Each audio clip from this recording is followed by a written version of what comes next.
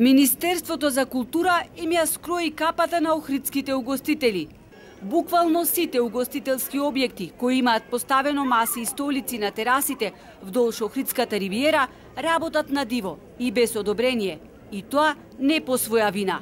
Иако општина Охрид навремено, уште на почетокот од годинава, ја донесе програмата за поставување на урбана опрема, угостителите не можа да платат комунална такса, затоа што Охридскиот завод и музеј, кој патем досега се изјаснуваше по однос на програмата за поставување на урбана опрема, овој пат истата ја препрати до Управата за заштита на културно наследство.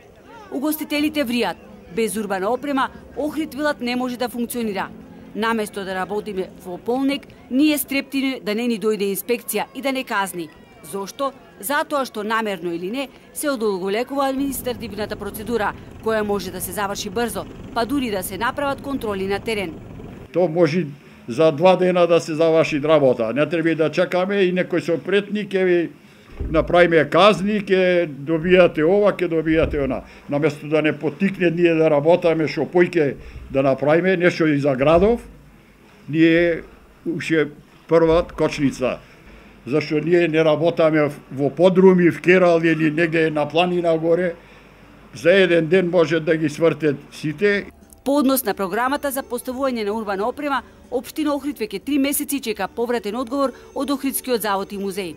И за прв пат завод и музеј наместо да ни дајат позитивно или негативно мислење, подносно ако има некакви забелешки, е испратена на Национална комисија за УНЕСКО.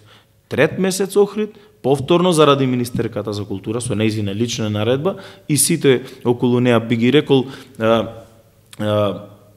не штетници на Охрид конкретно, Охрид нема урбана опрема.